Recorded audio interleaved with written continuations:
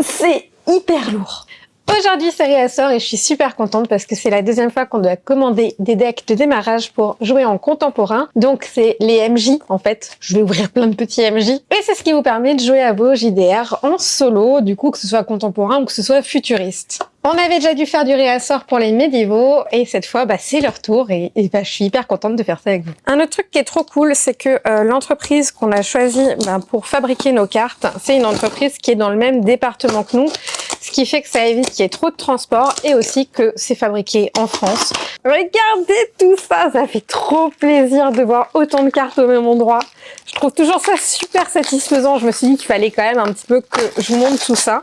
Et là, en fait, ce que je vais faire, c'est que je vais venir les ranger dans ce tiroir-là. C'est là où je les mets. Dans celui-là, c'est les médiévaux. Comme ça, c'est à côté de mon bureau et je peux préparer rapidement vos commandes puisque je les emballe au moment où vous passez par le site. Et du coup, c'est parti. On va commencer à transvaser. Je fais ça tranquillement, toujours, histoire de vraiment prendre soin des cartes, de pas les corner ni rien.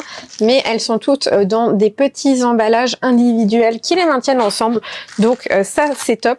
Quand ça partira chez vous, ce sera dans une boîte que je fabrique en cartonnette. Je le fais moi-même parce que ça a permis en fait de baisser les coûts pour vous à l'achat. Parce que si je faisais aussi des boîtes exprès pour dans l'entreprise, ça allait augmenter le prix de genre 1/3 pour vous. Donc je me disais que c'était pas la peine parce que en fait souvent quand vous avez les cartes, vous avez tendance, et moi aussi, il n'y a pas que vous, à les mettre sous sleeve histoire de les protéger à la manipulation si vous avez les doigts sales ou de pas les corner, ce genre de choses. Surtout qu'on a exprès pris un format qui soit facile à sleeve, donc c'est du format poker, donc tout ce qui est cartes Pokémon, cartes Magic, tout ça c'est compatible avec pour la protection. Et comme ça, vous êtes sûr que ça va tenir dans le temps et puis vous prenez pas la tête. Donc finalement vous les remettez assez rarement dans les boîtes avec lesquelles c'est fourni. D'ailleurs, petit tips pour les gens qui ont déjà ces cartes, vous ne le saviez pas mais vous me disiez avec les extensions et tout comment on fait pour les différencier.